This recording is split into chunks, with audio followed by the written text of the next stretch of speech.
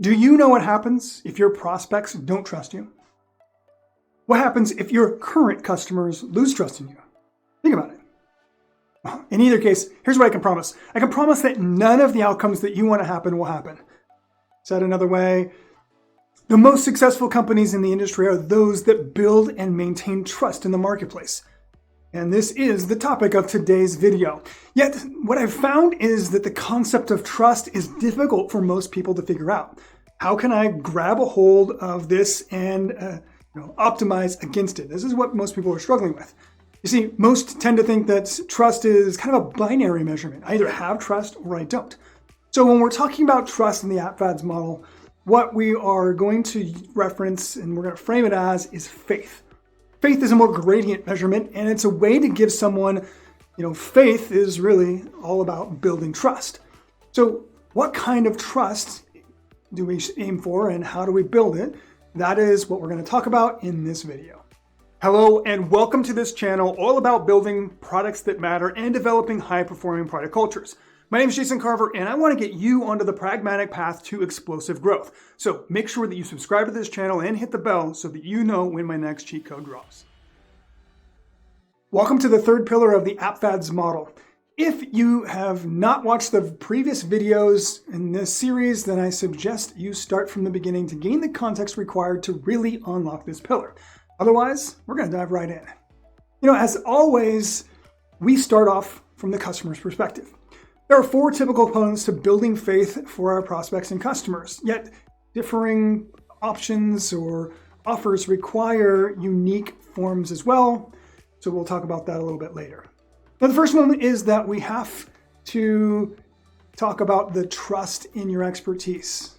Yes, they have to believe that you know what you're talking about. But even more important than that is that they have to have faith that you understand them and their problems that they are experiencing, right? For when things are a snowflake, you need to recognize and be able to connect at that level. The more prospects and customers that you learn from, well, the more nuanced that you can be in detecting specific pain points and decision factors for them that are causing them the most discomfort. Then you can show them how to become an expert in completing this transformational journey that they are considering embarking on, right? So you are the expert, you're going to usher them along that path. This is what reinforces the awareness that you have built. If they think that you and your company are the premier expert in that thing, then they are more likely to continue their journey with you. On the other hand, if they lack faith in the idea that you are the expert, well, then you're going to have to recognize they're going to open up a search for alternatives. They're going to do this for a couple of different reasons. The first is they may need to prove that you indeed are a standout expert and that they can trust you and your word without having to consult other opinions. Now, if what you're saying is standing very contrasting to what they're finding everyone else, then that's going to probably either polarize. They're going to look at yours and say, oh, this actually makes more sense. I'm going to go with this. Or no, I don't know yet. So they're going to go out and seek more opinions. And as if everybody else is talking about it in one way and you're talking about it different, it's going to be about which of those two different routes do they trust the most. So the second is that what you're saying matches conventional wisdom. And if it doesn't, well, then they need to have more trust in what you're saying than what the conventional wisdom is saying out on the marketplace.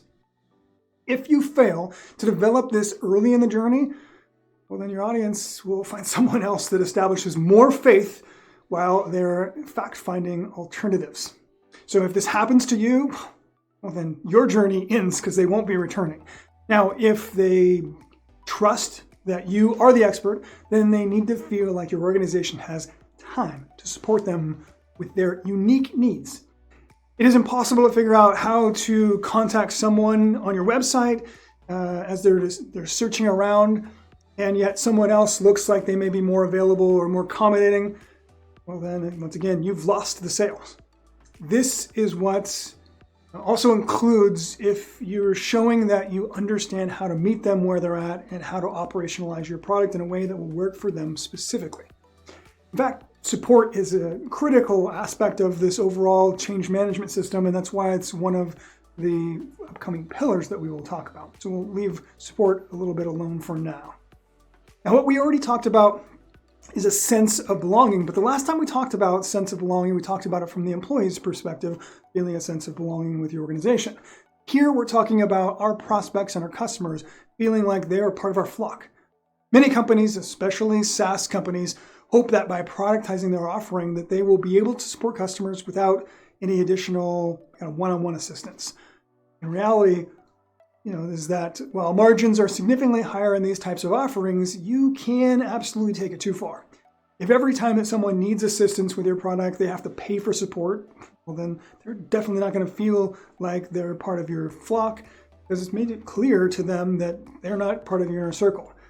If instead you provide a way for them to reach out and get their questions answered, then they'll feel like you are on the journey together, which is a part of belonging. Over time, you can build up knowledge bases and help centers and really keep those margins high, but be careful not to build up a no contact wall in the guise of self-service, because the moment you do that, once again, you'll shatter that trust and that sense of belonging. Now, in the inverse, you build a sense of belonging by having trusted advisor type webinars or prospects and customers that educate them on topics that are important to them and tie it back to how to use your product to achieve that given goal. So a webinar about an industry topic, and then how does your product help solve that topic? Now, another belonging builder is roadmap webinars. Prospects and really customers more so really understand and appreciate the advantage of what's coming, and by inviting them in to have this awareness and contribute to the conversation, you are going to help them feel like they're part of the inner circle. In fact, one thing I find is that many companies hesitate to bug their clients by inviting them to product discovery sessions. This is especially true when it comes to wanting to reach out to the executive ranks amongst your customers. The reality here is that this is the activity that actually tightens the sense of belonging and creates a sticky relationship. And it gives you the opportunity to help them feel like they are part of shaping the future of what the product could be and how you can provide more value in the future. Thus, building faith that you're listening to them and that you have their best interest at heart. And finally, leaping the too good to be true pessimist, you have to make sure that you communicate a sense of confidence that this will work for them. In that, with your help, they will overcome any obstacles that come up along the way. Now, this is especially critical in direct-to-consumer models. In B2B models, there's a sense of urgency that comes with just fulfilling their job duties. Yet in cases where you're dealing with individuals, there's no clear-cut external sense of duty driver there for them. Right? People know that they should lose weight, and it's probably in my best interest, but that motivator is not there. If they're being asked by their business to complete a task and they may lose their job, right? That is going to put them in jeopardy. So there's a motivator for going ahead and completing that. Now, let's say maybe you're a type A personality, then this may not actually make a lot of sense for you. Because once you decide on doing something, you have enough faith in yourself that you don't need anyone else's vote of confidence. And I've run into this a lot. People can't even fathom that you need to help support their decision and really make that, even if it's a clear-cut decision, that they should make this purchase. A lot of people just have not been in the shoes of that person. So this is something that really helps us. However, for everyone else, fears, doubts, and self-limiting beliefs will hold them back from ever starting the journey. And that's something we need to recognize. Now, if you can try to force them to believe that they can accomplish it and you boost their ego up and all these kinds of things, that's going to take time. However, it is quick and relatively easy to appeal to their faith that you have been there and that they can rely on you to get them over every obstacle and hurdle that comes up.